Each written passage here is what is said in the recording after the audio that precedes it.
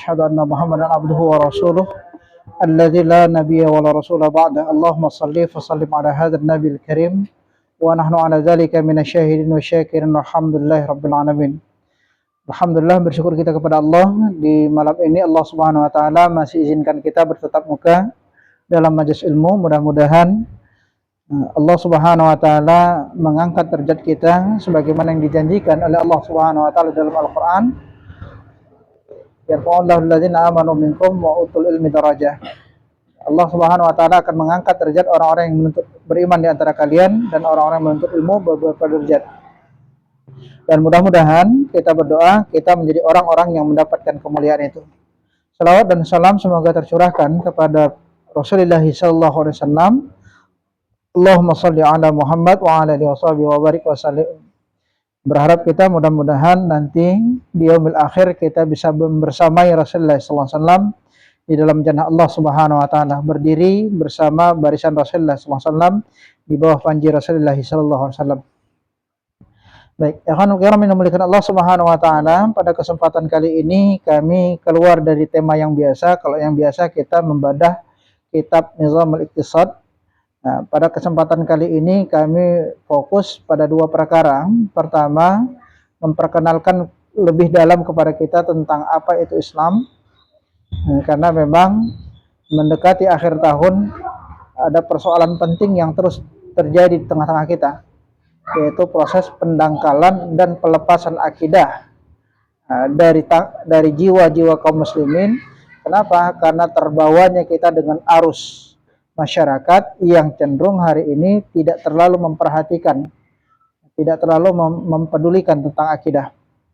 Yang kedua, apa yang disebutkan oleh Rasulullah SAW tentang kehadiran seorang anak dalam kehidupan. Bahwa Nabi SAW mengatakan kullu mauludin yuladu alal fitrah. Setiap anak itu lahir dalam keadaan fitrah, suci. Wa abawahu, ayahnya lah atau orang tuanya lah yang menjadikan dia sebagai Yahudi, orang tuanya lah yang menjadikan dirinya sebagai Nasrani, dan orang tuanya lah yang menjadikan dirinya sebagai Majusi. Artinya apa? Juga menyambung dengan konsep yang pertama yang akan kita bahas. Hari ini banyak anak yang terlepas konsepsi keimanan dia dari dirinya. Kenapa? Karena gagalnya kita sebagai orang tua dalam memperkenalkan Islam kepada anak-anak kita, sehingga mereka masuk Islam hanya sebatas KTP saja, hanya sebatas keturunan saja. Baik. Dalam konsepsi Islam, bagian pertama bahwa kita harus betul-betul kenal tentang Islam itu sendiri. Islam itu adalah sebuah agama yang terpancar darinya akidah. Atau bahasa lain, Islam itu adalah akidah yang memancarkan sistem. Beda antara Islam dengan agama selain Islam. Bahkan Islam itu tidak pantas kalau cuma disebut sebagai agama.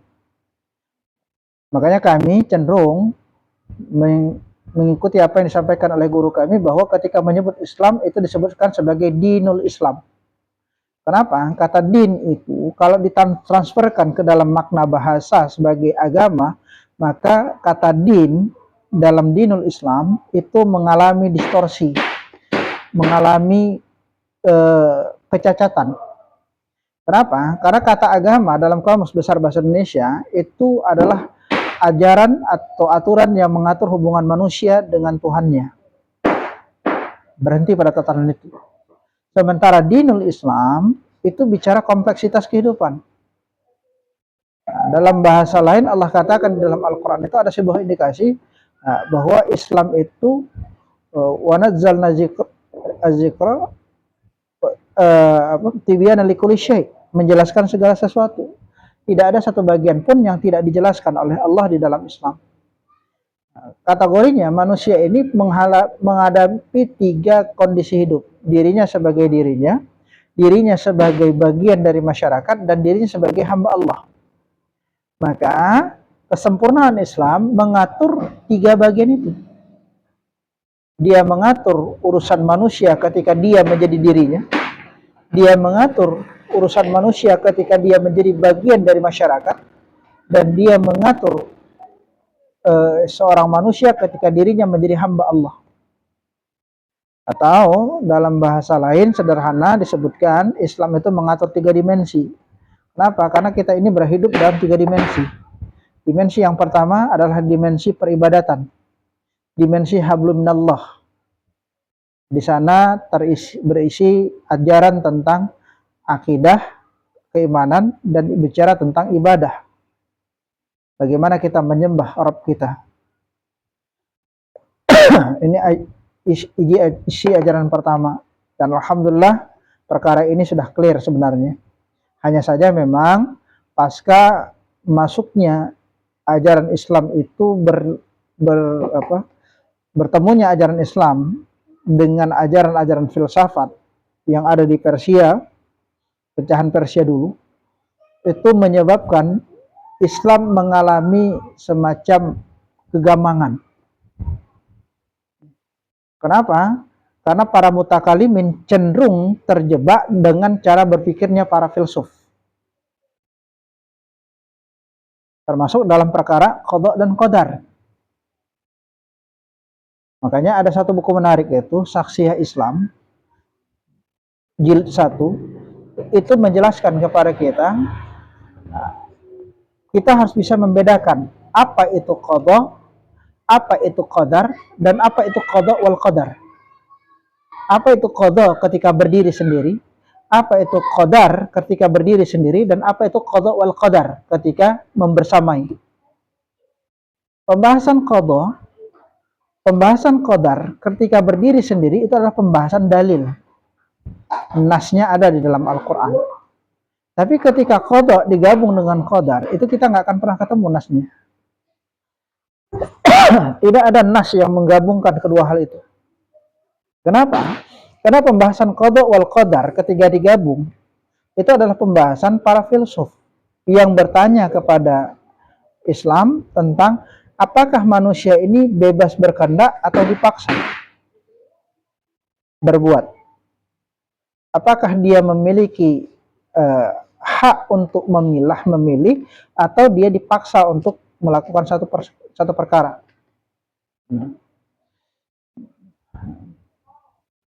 Maka pembahasan ini dijawab dengan tuntas oleh para mutakalimin di generasi awal, namun pada generasi berikutnya mulai terjadi semacam kesalahan cara berpandang. Sampai sekarang. Makanya kita temukan ada orang yang melacurkan dirinya, dia katakan bahwa sudah takdirnya begini. Ada orang korupsi mengatakan sudah takdir begini. Ada orang yang menjadi waria sudah takdirnya begini. Padahal kalau kita baca nas ada indikasi yang menjelaskan kepada kita ada perkara yang Allah berikan pilihan kepada kita, ada perkara yang Allah itu tidak berikan pilihan kepada kita. Contoh, ketika Allah mengatakan ya ayyuhalladzina amanu taqullaha haqqa tuqatih wa la tamutunna illa wa antum muslimun. Wahai orang-orang yang beriman, bertakwalah engkau kepada Allah dan janganlah engkau mati kecuali dalam keadaan beriman. Ketika Allah mengatakan jangan kau mati kecuali dalam keadaan beriman, secara tidak langsung ada indikasi yang menunjukkan bahwa mati beriman atau mati kafir itu adalah hak prerogatif yang diberikan Allah kepada manusia. Kenapa? Karena prinsipnya Allah tidak akan pernah membebani seseorang kecuali dia mampu melaksanakannya. La yukallifullahu nafsan illa wus'aha. Tidak akan kami bebankan kepada kalian kecuali kalian mampu melaksanakan. Itu kan kata Allah. Sehingga ketika Allah mengatakan wala tamutunna illa wa antum muslimun, jangan kau mati kecuali kau dalam keadaan Islam, artinya mati dalam keadaan Islam kita mampu. Tidak akan mungkin kita dibebankan satu perintah jangan mati kecuali dalam keadaan Islam, kecuali kita mampu untuk mati itu. Tapi dalam ayat yang lain, ini kan bicara keadaan kan? Bicara keadaan bagaimana matinya, apakah muslim atau kafir, beriman atau kufur, itu ada konsepsi pilihan. Tapi kapan matinya, Itu pada ayat yang lain disebutkan oleh Allah Subhanahu wa taala. Idza jaa ajaluhum la taqdim takhiru mata sa'ah wala takdimun. Kalau datang ajal seseorang, maka tidak bisa dimundurkan walau sesaat dan tidak pula bisa dimajukan. Artinya kan di sana tidak ada pilihan. Datang ajal, maka ketika datang berhentilah masa hidupnya. Dan Allah pada ayat itu tidak memberikan satu perkara pilihan sama sekali. Kapan masanya muncul, ya selesai. Kita tidak bisa memilih untuk dimundurkan barang sesaat dan tidak bisa meminta untuk dimajukan barang sesaat. Tapi pada kasus keadaan tadi Allah katakan wala tamutunna illa wa antum muslim. Jangan mati kecuali dalam keadaan Islam. Ini kan ada semacam kontradiksi. Kalau kita melihat secara awam ada semacam kontradiksi. Satu terikat, satu seperti ada pilihan. Kenapa? Karena memang sejatinya ketika kita bicara qada wal qadarnya Allah, ada perkara yang kita itu diberikan pilihan. Apa yang kita lakukan atau apa yang menimpa pada diri kita ini ada dua kondisi. Ada yang nanti kita itu diberikan hak untuk memilah dan memilih, ada yang kita itu tinggal menjalankan. Contoh, ajal tadi. Kapan waktunya kita nggak bisa memilih. Makanya para ulama itu mengajarkan kepada kita ada 4 perkara yang sudah menjadi perkara yang kita nggak bisa pilih. Langkah, rezeki, pertemuan, maut. 4 hal itu nggak bisa kita pilih. Tapi bagaimana perkara keadaan dari 4 itu kita bisa diberikan hak pilih. Langkah kita. Apakah kita melangkah dengan cara yang hak atau yang batil, itu pilihan. Tapi kemana kita melangkah, itu sudah bagian dari takdir Allah. Jodoh kita, itu sudah bagian dari takdir Allah. Kalau dikasih pilihan, tentu yang namanya Asia tidak akan pernah mau dijodohkan dengan Fir'aun. Tapi bagaimana menyikapi jodoh, itu pilihan. Memperoleh jodoh juga pilihan. Bagaimana kita dapatkan jodoh kita? Apakah dengan cara yang halal atau dengan cara yang haram? Sama dengan rezeki kita. Jumlah rezeki itu nggak bisa kita pilih. Udah berusaha sekali berapapun, sudah tawarkan ke sana kemari, kalau belum rezeki, nggak akan pernah dapat.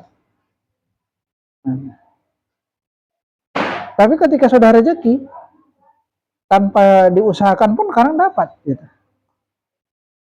Tapi bagaimana mengusahakan, itu bagian pilihan kita. Mau memilih, mengusahakan dengan cara yang hak, atau mengusahakan dengan cara yang batil.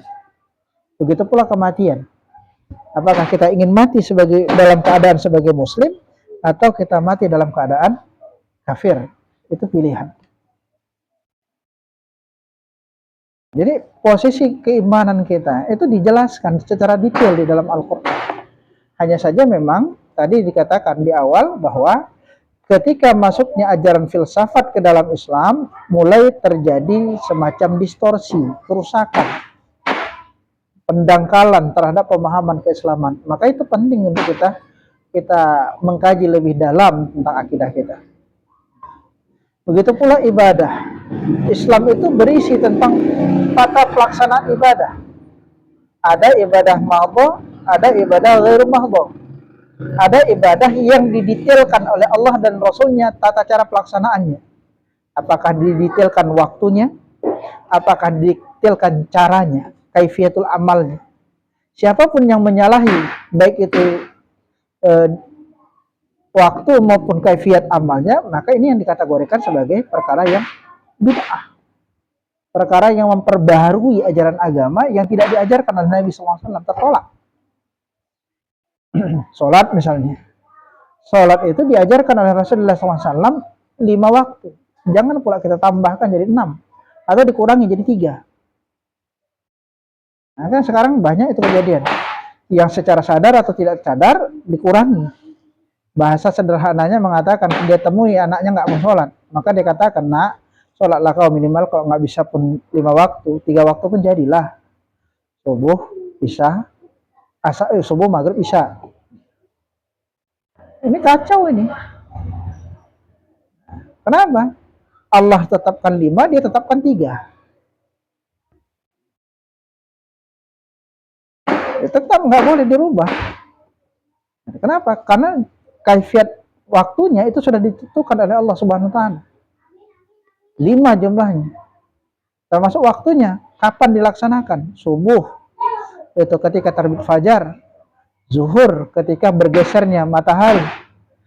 Asar, ketika panjang bayangan dengan panjang benda itu sama. Maghrib, ketika munculnya mega-mega merah, tenggelamnya matahari. Isya, ketika malam telah sempurna. Itu disebutkan oleh Rasulullah SAW. Termaktub dalam hadis-hadis Nabi SAW yang menyatakan kapan Nabi melaksanakan sholat subuh, kapan Nabi melaksanakan sholat zuhur, kapan Nabi melaksanakan sholat asar, kapan Nabi melaksanakan sholat maghrib, dan kapan Nabi melaksanakan sholat isya. Sehingga kita tahu kenapa maghrib itu cuma waktunya singkat, kenapa isya itu waktunya panjang, kenapa subuh itu waktunya singkat, kenapa zuhur panjang, asar juga panjang. Itu bukan kita mengada-ada, tapi karena memang Rasulullah SAW itu mencontohkan.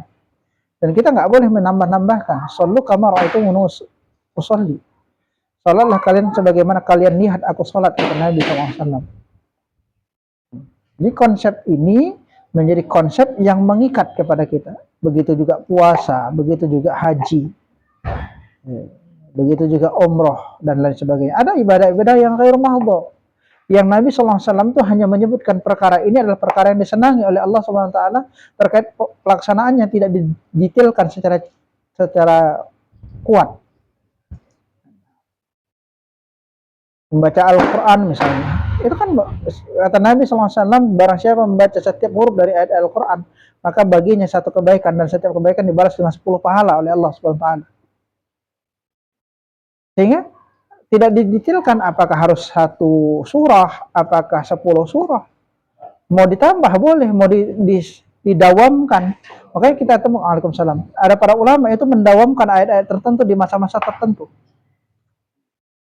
Ada ulama seperti Imam Asy-Syafi'i mendawamkan surah Al-Kahfi di setiap hari Jumat. Ada ulama yang mendawamkan surah Yasin setiap malam Jumat.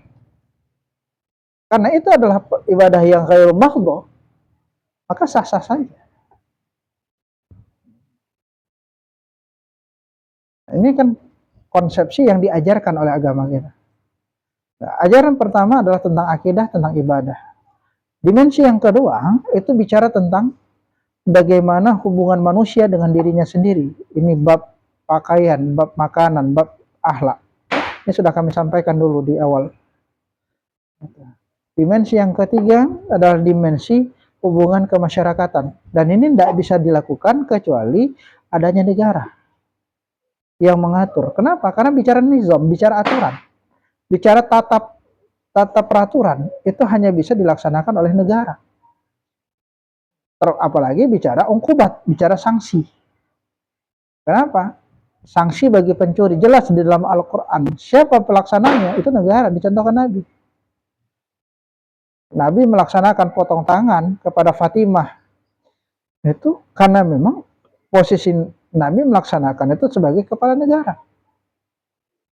Itu dilanjutkan oleh Abu Bakar, termasuk ketika Abu Bakar memerangi orang-orang yang tidak mau berzakat. Itu dilakukan oleh Abu Bakar karena Abu Bakar menggantikan Nabi sebagai kepala negara. Dan lain sebagainya. Dan ini sekarang menjadi kecacatan dalam konsepsi agama kita. Lebih-lebih sekarang bukan hanya pada konsep pengamalan agama kita. Bahkan sekarang umat Islam ini cenderung terjadi pendangkalan akidah, bukan hanya pada tatanan amalan dia malah mengamalkan ajaran agama lain. Contoh, menjelang 25 Desember, ramai umat Islam itu yang mengucapkan kalimat selamat Natal. Padahal kita tahu bahwa ucapan selamat Natal itu secara hakikatnya adalah ucapan mengakui kelahiran anak Tuhan, mengakui kelahiran Tuhan lain. Ada yang beralasan itu kan cuma perkataan, nggak sampai takkid.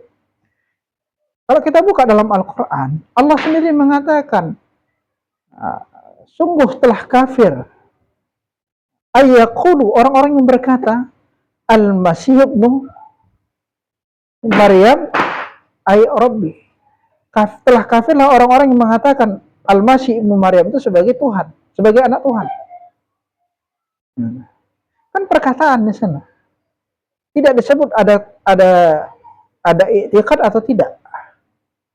Siapapun yang mengatakan bahwa Isa anak Tuhan, maka kafir jatuhnya.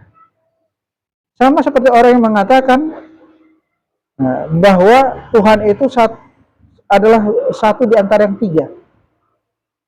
Itu juga kafir. Dan jelas ayat itu mengatakan ayyaqulu, orang yang berkata, yang berucap. Jadi nggak bisa kita mendalihkan dengan mengatakan, saya kan cuma mengucapkan selamat datang, nggak sampai hati saya itu berpindah tauhid.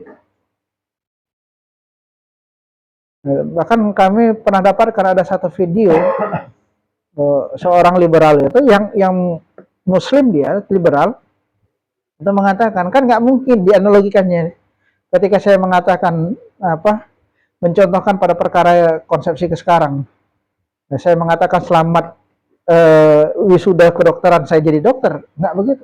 Ya memang betul pada konsep kedokteran. Masalahnya ini masalah tatanan akidah yang Allah sendiri mengatakan kafirlah orang yang mengatakan Tuhan itu satu di antara yang tiga.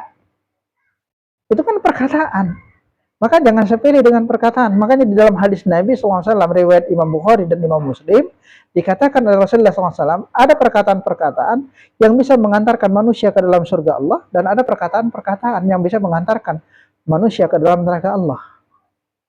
Maka hati-hati dengan perkataan kita.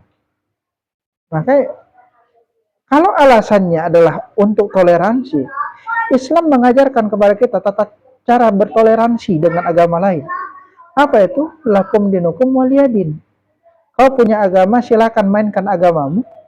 Aku tidak akan pernah mengganggu. Pun aku jangan minta aku untuk membantu. Kenapa? Karena bagi kita mensyiarkan agama lain itu dilarang. Banyak nas yang menyebutkan itu. Bahkan dalam Al-Quran sendiri menegaskan tentang haramnya seorang muslim itu mensyiarkan agama orang lain. Itu yang menjadi dalil sebagian ulama ketika mengharamkan seseorang tukang bekerja untuk membangun gereja, membangun vihara, walaupun statusnya tukang, akadnya ijarah.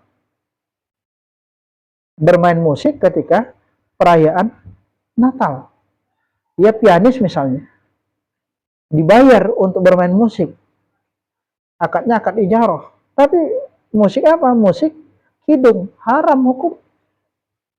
Kenapa? Karena bagian dari syiar. Makanya kita tidak boleh membantu, pun jangan mengganggu. Lain ceritanya, contoh, kayak di kasus di Jakarta kan, antara katedral dengan Istiqlal itu kan berhadap-hadapan. Pas malam misa Natal, kan banyak sepeda motor, banyak mobil. Boleh nggak parkir di halaman Istiqlal? Ya boleh, nggak ada masalah. Kenapa? Nggak ada urusan dengan ibadahnya. Begitu pula sebaliknya, ketika Idul Fitri, boleh nggak orang parkir di katedral? Ya boleh, nggak ada masalah. Artinya kita harus menempatkan pada posisi yang tepat. Ada terowongannya itu lain cerita. Nah, kalau terowongannya digunakan sebatas untuk perjalanan orang yang parkir di situ supaya boleh, nggak ada masalah. Tapi masalahnya sekarang isunya yang kita dengar, dugaannya terowongan itu bukan hanya sebatas terowongan untuk dilalui oleh orang, tapi juga dilalui oleh ide. Dalam artian, bagaimana amalan-amalan yang harusnya ada di gereja dibuat di Istiqlal, apa yang ada harusnya di Istiqlal dibuat di gereja. Makanya kita temukan kan pernah kasus itu yang agak aneh, Muslim Apa? Sementara orang kafir saja merasakan nggak nyaman ada orang berselawat di gereja. Kayak nggak ada tempat aja berselawat itu harus di gereja ya. Jangan diganggu, biarkan orang tuh. Gereja itu digunakan untuk peribadatan orang-orang Nasrani. Jangan pula kita Muslim mengganggu mereka dengan kita berselawat di sana. Kecuali statusnya seperti di Inggris itu, di mana gereja itu sudah dijual, kemudian dijadikan bekas gereja itu dijadikan masjid, ya nggak ada masalah. Tapi kalau prosesinya seperti yang sekarang, itu gereja masih dimanfaatkan oleh orang-orang Nasrani untuk beribadah. Ya sudah, biarkan mereka, jangan kita ganggu, kita rusak pula ibadah orang. Ya mereka nyanyinya kidung suci, pula kita berselawat di sana, terganggu mereka. Ya sama seperti kita, itu masjid itu tempat kita beribadah, ya jangan mereka ganggu, jangan pula mereka nyanyi kidung suci di masjid. Ini kan kacau. Itu pada tanggal 25 terjadi pelepasan akidah, baik itu secara sadar atau tidak sadar. Sayangnya khusus di Indonesia itu diduga dilakukan oleh tokoh-tokoh sentral. Dengan bangganya dia mengucapkan selamat pada perayaan agama lain. Harusnya, ya kalau dia memang sebagai pejabat negara, ya sudah cukup memberikan ruang kepada mereka untuk beribadah. Dan saya yakin teman-teman Nasrani juga punya kemandirian untuk beribadah sesuai dengan ajaran mereka. Nggak usah kita sok-sok toleran. Ternyata yang terjadi bukan toleransi, tapi sinkretisme, pencampur aduan agama. Yang pertama. Yang kedua, nanti menjelang ini udah tanggal 27 ya, sekitar 4 hari lagi. Ini pendangkalan akidah yang luar biasa. Tanggal 1 Januari yang oleh kepercayaan Romawi dipercaya sebagai kelahiran anak Dewa Janus. Yang itu pada setiap tahunnya mereka melakukan proses berpesta pora untuk apa? Merayakan kelahiran Dewa Janus. Sayangnya umat Islam pula lah yang menjadi orang yang berbondong-bondong untuk merayakan. Baik itu karena sadar atau karena ketidaktahuan, tapi lebih banyak itu karena ketidaktahuan. Nah, ketidaktahuan itu bukan ketidaktahuan karena memang nggak ada yang ngasih tahu, mereka yang nggak mau cari tahu. Nah, bisa kita katakan, oh saya kan membuat ini karena nggak tahu. Adapun hadis Nabi SAW yang mengatakan diangkatnya pena hisab dari orang yang tidak tahu sampai dia tahu, itu untuk kasus yang memang setiap orang nggak tahu. Tapi ini dalilnya sudah banyak, tapi dia nggak mau cari tahu, berarti nggak bisa itu dijadikan dalil. Maka kenalah pada hadis yang berikutnya, di mana orang yang melaksanakan dosa karena ketidaktahuan, maka dihukumi 2. 1, dosa atas kesalahannya. 2, dosa nggak mau belajar. Maka pelajari Islamnya. Apatah lagi pada momen pergantian tahun 1 Januari itu, tepat jam 12 itu, muncul 3 lambang pemanggilan ibadah agama lain. Bunyi lonceng, bunyi trompet, dan munculnya kembang api. Yang itu mengindikasikan 3 ajaran agama lain.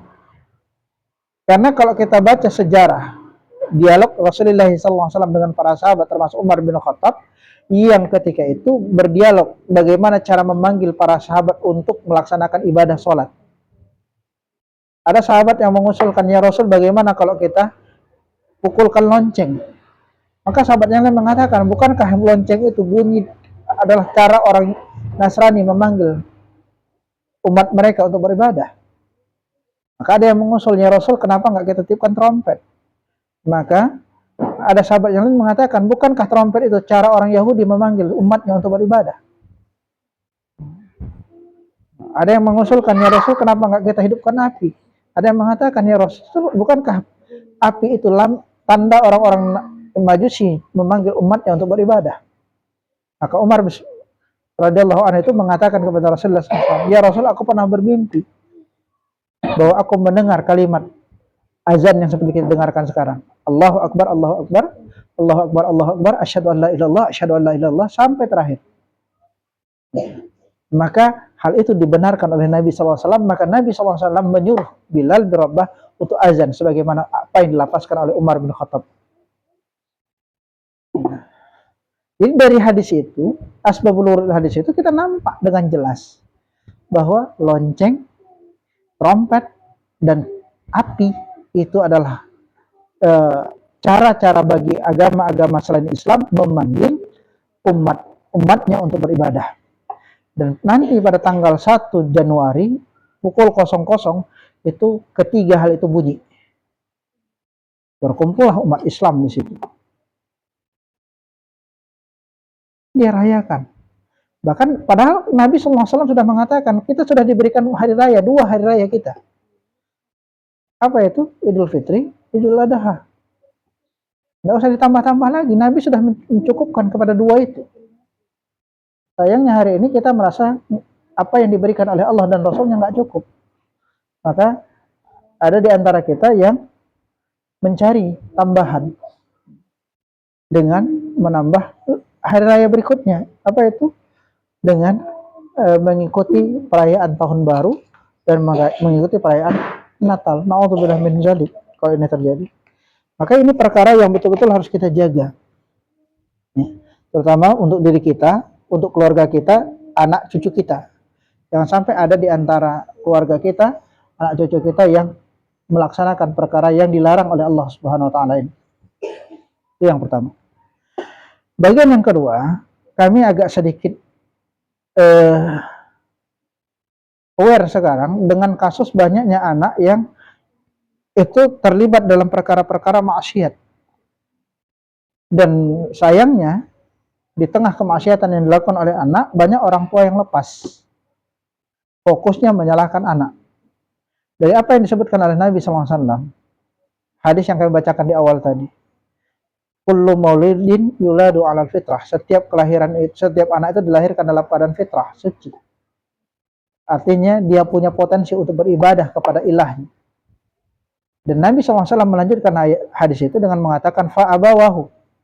Ayahnya lah, orang tuanya lah yang menjadikannya Yahudi, Majusi atau Nasrani. Artinya apa? Ada indikasi di ayat itu mengatakan, di hadis itu mengatakan bahwa kalau ternyata kemaksiatan terjadi pada anak kita, itu bukan karena salah anak kita, tapi kita yang bertanggung jawab.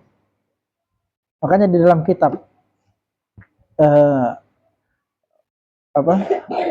kitab karangan Ibnu Qayyim Al-Jauziyah yang diperuntukkan dia untuk anaknya Ibrahim yang baru punya anak, gitu. Nama kitabnya Tufatul Maulud bi Ahkamil Maudud.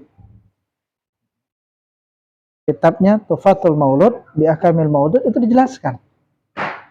Di akhir kitab itu dijelaskan oleh Imam Ibnu Qayyim, kalaulah ada terjadi kerusakan kepada anak, yang paling bertanggung jawab itu adalah ayah.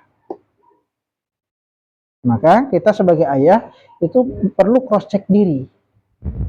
Apa yang sudah kita lakukan dalam proses pembentukan akidah anak, dalam proses pembiasaan anak terhadap aktivitas ibadah. Kenapa? Karena memang ada perkara-perkara yang secara sadar atau tidak sadar itu dilakukan oleh orang tua, yang kata Imam Ibnu Jauzi, kalau 3 perkara ini dilakukan, maka secara tidak langsung orang tua telah mensengsarakan anaknya di dunia dan di akhirat. Dan ini kalau kita lihat sekarang, itu nyaris dilakukan oleh hampir seluruh orang tua. Apa itu? Banyak orang tua hari ini, terutama ayah, yang cuek dengan anaknya. Merasa cukup kalau sudah ngasih duit. Merasa cukup kalau sudah memberikan uang jajan, uang sekolah.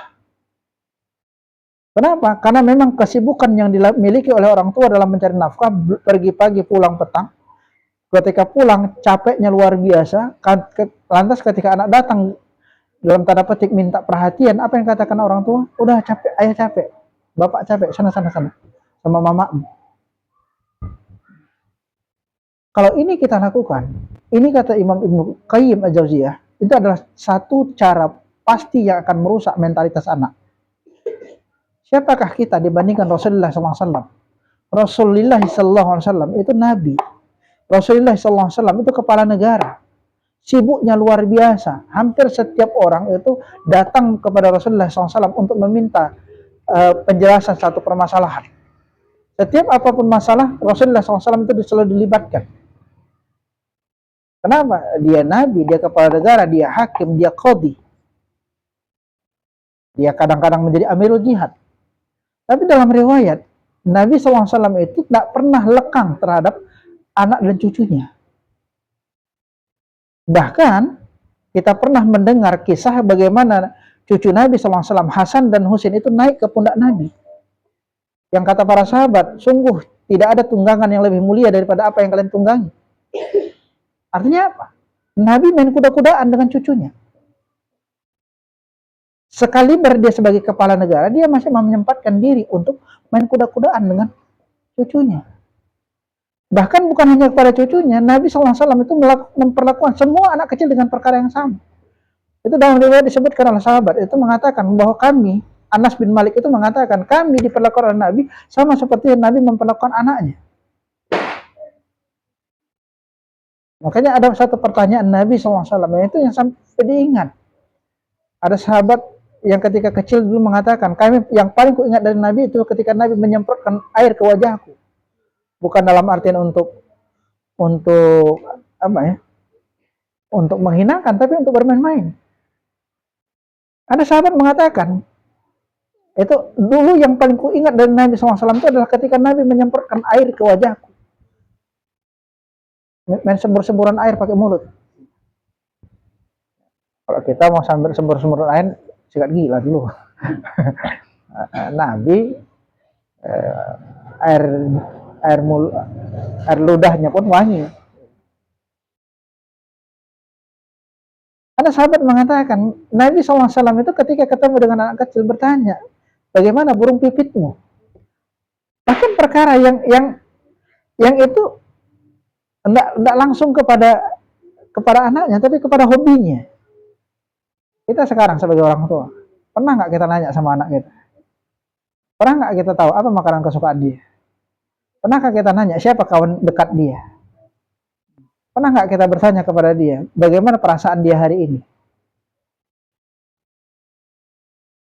Kenapa? Karena kita cenderung cuek. Karena sudah merasa, terutama ayah, merasa sudah capek kerja di luar, lantas tidak memberikan hak sedikit pun kepada anak. Kami pernah mendapatkan sebuah kisah nyata, itu di mana ada seorang anak yang punya hobi melukis, tapi dia batalkan melukis. Dia pelukis yang hebat, tapi dia batalkan melukis. Kenapa? Karena ketika ditunjukkan kepada ayahnya merobek, membuang. Sejak saat itu dia traumatis untuk melaksanakan aktivitas yang dia sukai. Artinya, rasa cuek seorang ayah, termasuk juga seorang ibu sekarang, di tengah zaman modern hari ini, menyebabkan anak itu rusak. Rusak dunia, lebih-lebih rusak di akhirat. Apalagi sekarang. Nah, kenapa? Kami sudah pernah melakukan semacam riset kecil. Ya. Riset kecil ketika mendapati kenapa orang tua hari ini, geng motor hari ini itu memiliki anggota yang cukup sekian hari makin kian bertambah. Ketika di cross check kepada beberapa yang sudah terlanjur terlibat, itu mengatakan kami di sini dihargai. Kenapa? Setiap anak itu butuh D3, Pak. Dihargai, diakui, dipahami. Kita kan tidak sekarang. Ketika anak melakukan kesalahan, yang kita lakukan apa? Hukum dulu terus. Bahkan kadang-kadang kesalahan yang bukan disengaja dia, tapi kesalahan yang terjadi sebenarnya bukan dia yang melaksanakan. Dia dijebak oleh kawan. Contoh, ada sebuah kasus dulu, ada seorang psikolog. Ada seorang psikolog itu yang kebetulan anaknya, dia punya kebiasaan. Setiap anaknya pulang sekolah dicek tasnya. Satu masa, ketika dia pulang, anaknya pulang sekolah dicek, ternyata ada anaknya kelas 3 SD itu di dalam tasnya itu ada eh, apa namanya, majalah dewasa. Itu kalau kita Pak, mama ibunya psikolog sekaligus ustazah besar. Kira-kira kalau Bapak di posisi sebagai orang tua itu, apa yang dilakukan? Panggil anak sidang, ngamuk dengan suara tinggi. Ini punya siapa ini? Enggak, anak enggak ada. Bahkan muncul kalimat-kalimat cacian yang menjatuhkan. Tapi karena memang dia seorang psikolog anak, dia tahu cara menyelesaikannya, apa dilakukan? Dipanggil dulu. Nah, ini punya siapa, dengan bahasa lembut. Kalau kita kan tidak kasar. Orang kalau sudah dikasari, Pak, dalam beberapa buku psikologis anak itu disebutkan, anak itu kalau diajarkan dengan cara kekasaran dan ancaman, itu sama dengan kita mengajarkan dia untuk berdusta. Tapi kalau kita ajarkan dengan cara kelembutan, itu kita dengan sendirinya mengajarkan dia untuk jujur kepada kita. Alhasil diceritakan si anak tadi, ternyata ini titipan dari kawannya, bukan punya dia. Kawannya bilang ada buku PR, titip dulu ya. Nah, karena si anak tadi sudah di ranselnya sudah dipakai, kawannya langsung masukkan buku PR, ternyata isinya majalah dewasa. Bayangkan kalau tadi sempat orang tuanya yang melakukan apa? Menjas dan menghukum si anak. Padahal anak tadi nggak tahu apa-apa.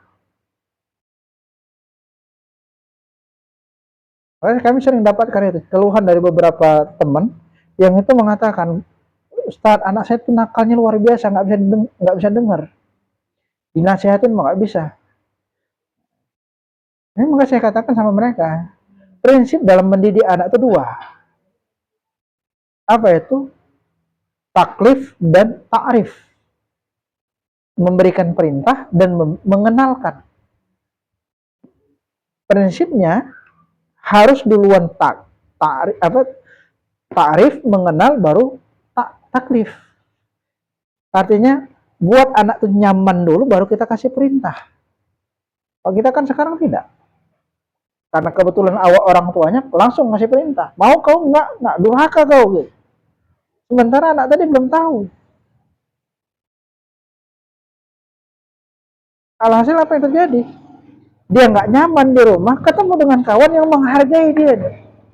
Apapun keinginan dia itu dihargai, maka pindah dia. Ya kebetulan kawannya adalah kawan-kawan yang bermaksiat. Kenapa? Ya sama kayak kita, Pak.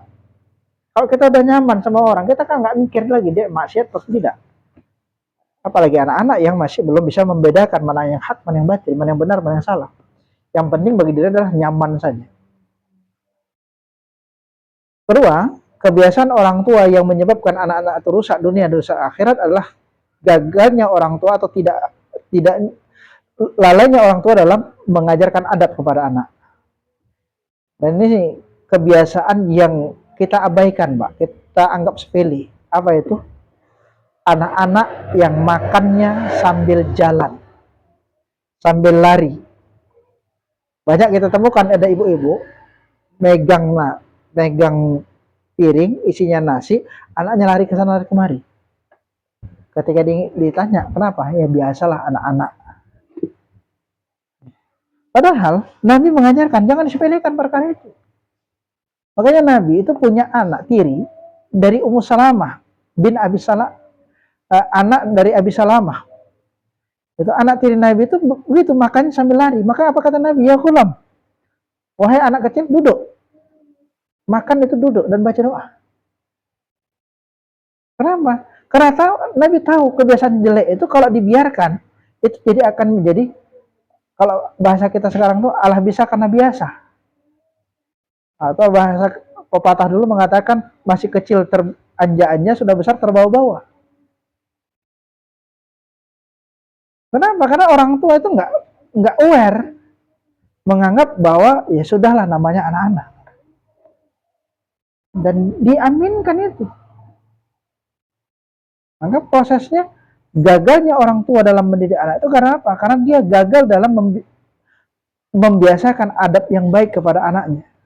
Karena alasan masih anak-anak, lantas dibiarkan. Anak-anak bohong, dibiarkan. Oh, kenapa? Anak-anak. Anak-anak melakukan satu kesalahan, kenapa? Anak-anak. Ya nggak boleh. Dari awal itu pembiasaan itu harus dibiasakan dengan perkara yang baik. Kenapa? Karena seseorang itu memang dalam konsepsi pendidikan Islam itu proses pendidikannya salah satunya adalah dengan pembiasaan. Makanya Nabi mengatakan anak mau 7 tahun suruh sholat. Setelah 10 tahun tidak sholat, pukul. Artinya ada waktu 3 tahun untuk melakukan pembiasaan. Perkara yang baik itu dibiasakan. Ini kan kita tidak. Malah membiasakan perkara yang buruk. Anak bangun kesiangan, tidak sholat. Kalau anaknya sudah usia 7 tahun ke atas, itu sudah mulai. Makanya para psikolog pendidikan itu membagi proses pendidikan anak itu berdasarkan apa yang disebutkan Imam Ali, itu pada 3x7. 7 tahun pertama anak itu diperlakukan sebagai raja. Apapun yang dia minta, kita layani. 7 tahun yang kedua, atau artinya usia 8 sampai usia 15 tahun, usia 14 tahun, itu anak diperlakukan sebagaimana tawanan. Semua diatur. 7 tahun ketiga, usia 15 sampai 21, anak itu diperlakukan sebagai sahabat. Artinya apa? Kita hargai pendapat dia, kita hargai kehadiran dia, kita hargai kedudukan dia. Dan ini nggak terjadi sekarang. Makanya kekacauan terjadi hari ini, kenakalan remaja hari ini, kenapa? Berawal dari sikap abai orang tua. 2 tadi. 1, acuh atau tidak peduli dengan anak. 2, abai dalam mendidik akhlak bagi anak. Yang ketiga, kata Imam Ibnu Qayyim, kegagalan dalam proses mendidik anak itu yang menyebabkan anak itu sengsara, rusak, itu adalah kalau orang tuanya membiasakan diri untuk memberikan pemuasan terhadap nafsu anak. Apapun permintaan anak itu diiyakan. Tanpa sedikit pun memberikan pengajaran kepada anak bagaimana cara mendapatkan apa yang ia inginkan, harus ada usaha. Bertanggung jawab terhadap apa yang dilakukan. Nah, sekarang kan tidak. Kita banyak dia itu kalau mendidik anak ya sudah apa yang diminta udah mumpung masih ada. Kasih. Anak belum layak untuk bawa sepeda motor. Usia masih di bawah 17 tahun. Ya, minta sepeda motor, kita kasih sepeda motor ya, keluar dia jadi geng motor. Kenapa? Karena dia belum akil. Ditambah lagi belum balik.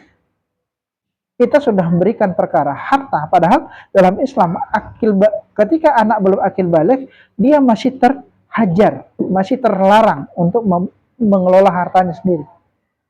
Hartanya itu harus dikelola oleh kedua orang tuanya. Kita anak masih usia 11 tahun langsung dikasih ini sepeda motor untuk kau, hadiah ulang tahun sepeda motor.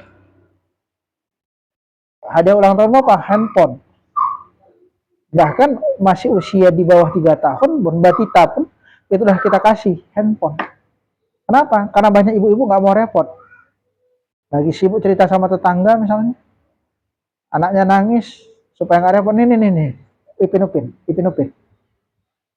Nah, ketika anaknya nangis, ini Nusarara.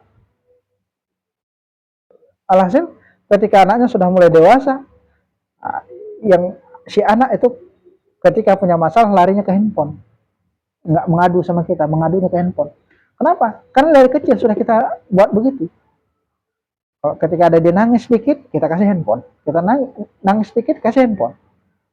Artinya dalam benak dia berarti kalau ada masalah ke handphone. Makanya kita temukan ada anak yang ngomong sama orang tuanya, handphone itu matanya di handphone. Ngomong dia sama orang tuanya, tapi matanya di sini handphone. Saya temukan itu. Termasuk keluarga jauh dari istri saya, sepupu jauhnya. Ketika ngobrol sama ayahnya, ngobrol sama ibunya, matanya di handphone. Padahal anak perempuan harusnya itu komunikasinya itu adalah dengan komunikasi tatap face to face, tatap muka. Beda dengan laki-laki. Kalau laki-laki biasa itu. Kenapa? Karena kita laki-laki bisa mengontrol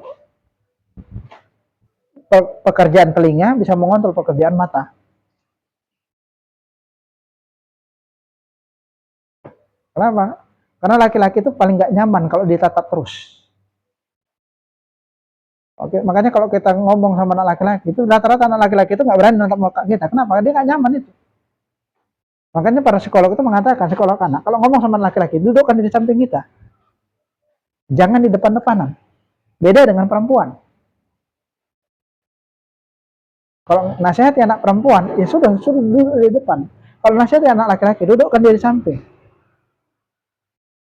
Ngobrol dia, rangkul dia di samping. Anak perempuan, ngobrol sama anak perempuan, ngobrol sama istri, itu tatap muka. Kenapa? Karena bagi perempuan ketika kita tidak memandang dia, ketika kita berbicara sama dia, itu dianggap nggak menghargai. Dan 3 perkara tadi kata Imam Ibnu Qayyim itu di bagian akhir dia katakan, kerusakan itu adalah tanggung jawab ayah paling utama. Maka tak salah ketika Allah Subhanahu wa taala dalam Al-Qur'an sendiri pun dari 17 dialog antara orang tua dengan anak, 12 diantaranya itu adalah dialog ayah dengan anaknya. Makanya kalau kita ketemu kisah itu kan dialog antara Nabi Yakub dengan Nabi Yusuf, dialog antara Luqman dengan anaknya, dialog antara Imron dengan anaknya, dialog yang cuman 2 dialog antara Maryam dengan Isa.